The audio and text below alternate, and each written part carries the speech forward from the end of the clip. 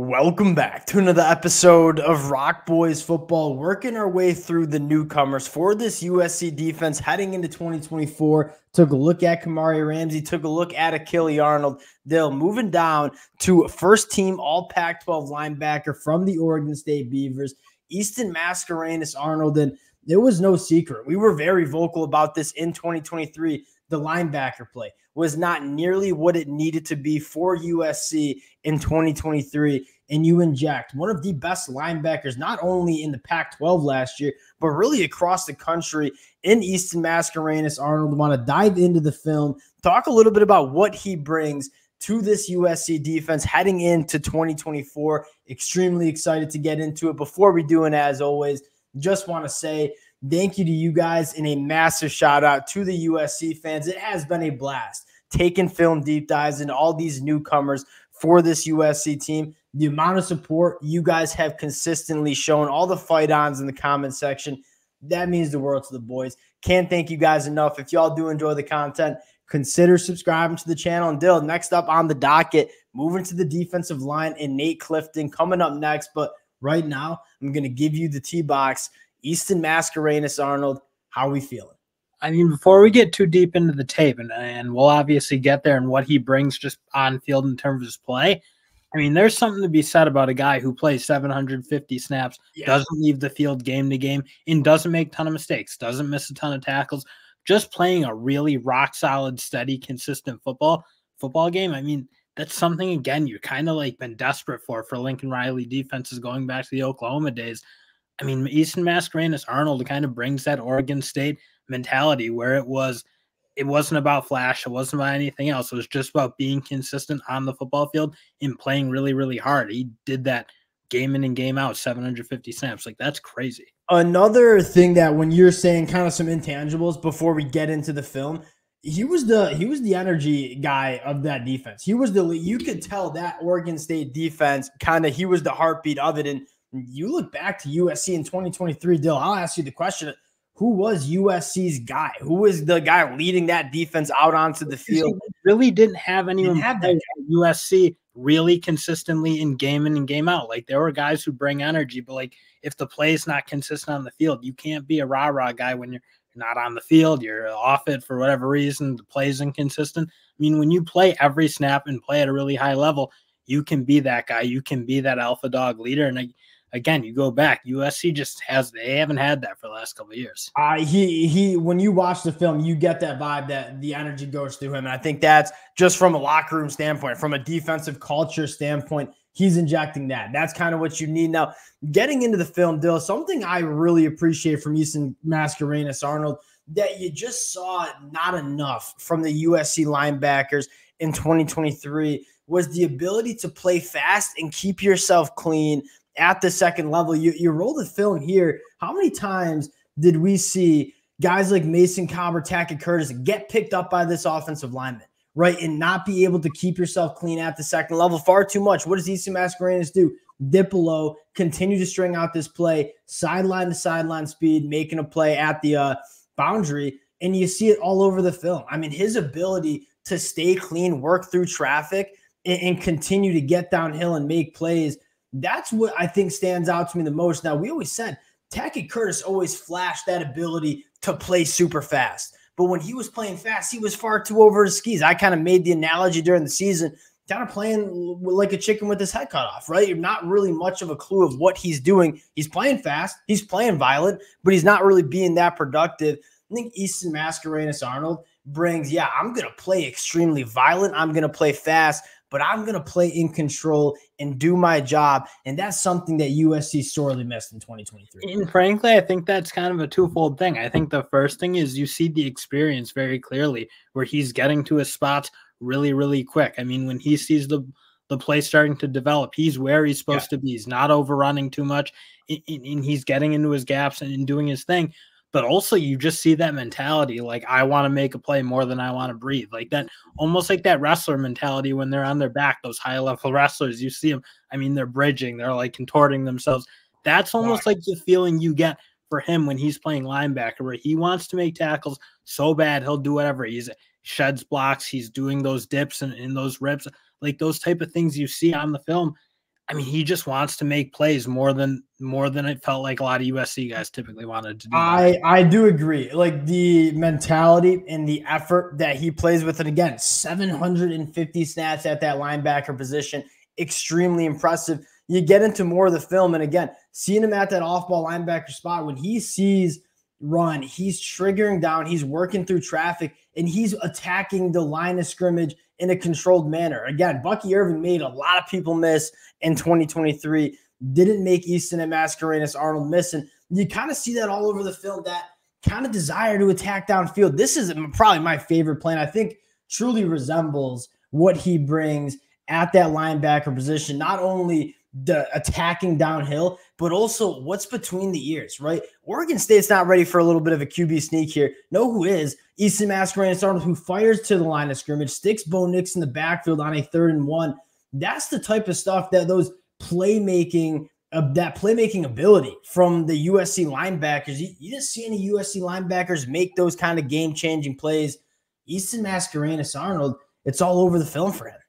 Yeah, 100%. And then again, like you need to see that, because at the end of the day, you can't give up the amount of rushing yards. And also you need to make those like high impact plays.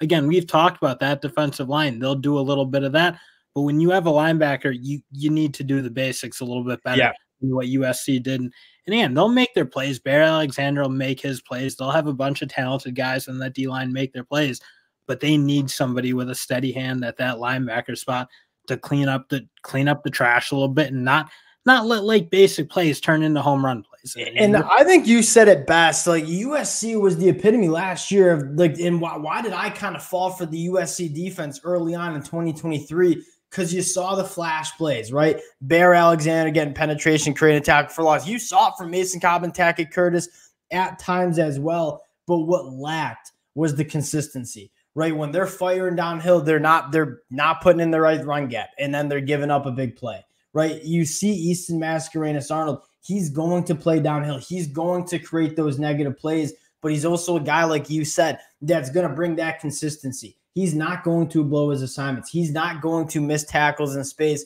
That's what USC struggled with the most. They had a lot of negative plays. They were able to create a lot of havoc, but the amount of big plays they gave up, it's hard to have a good defense when you're giving up the amount of explosive plays and kind of the basic explosive plays that USC gave up. And Bill, the last thing that I want to talk about, which was kind of a pleasant surprise on the film, Easton Mascarenas-Arnold, only 5'11", 230 pounds. You kind of see him more as a box linebacker.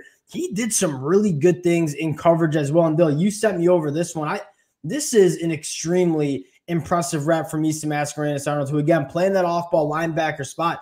He is going to carry Tez Johnson pretty much up the field, and this is a great field for being – I'm going to full screen this again – in coverage as a linebacker. Now, this play ends up getting completed just because of very good throw and catch, but if you can consistently make quarterbacks and wide receivers make that caliber of throw and be able to be kind of disrupt throwing windows the way he did, you're going to win a lot of football games. And I'll say this right now as a Michigan fan, like you're not going to see quarterback play like Bo Nix in the Big Ten. If you make those quarterbacks make those high-level throws, again, you're going to win a lot of football games.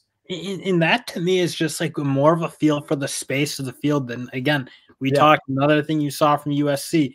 I mean, big open gaps all across the field. Like when they dropped in the zone, people not getting to their spots, not being in throwing windows really at all.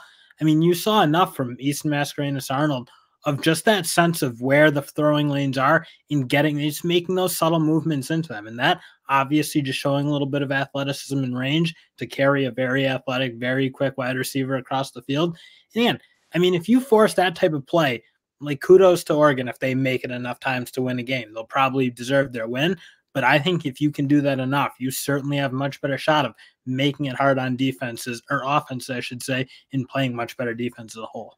Another great rep right here. I mean, Oregon thrived off this play. And I think USC fans know this more than anyone. Getting Bucky Irving in space on a linebacker. I mean, Easton Mascarenas-Arnold dropping in the zone. He has to pick up Bucky Irving crossing his face, and he does it in control, makes the play in space.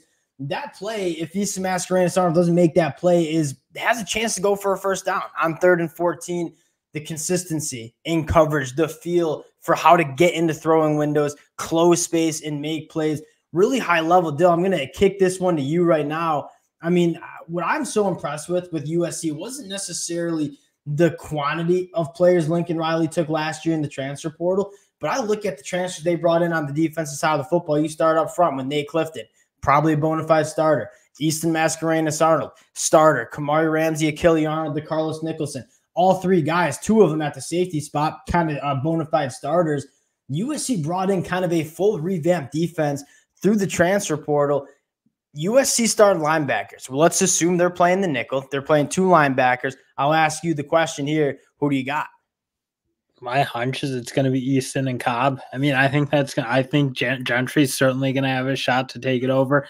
Again, you still just want to see more consistency, more like, again, and he's obviously battled some injuries through his career for sure, but when he's on the field, you got to see more consistent play. I think Easton Mascarenas-Arnold and Mason Cobb can be a really good duo.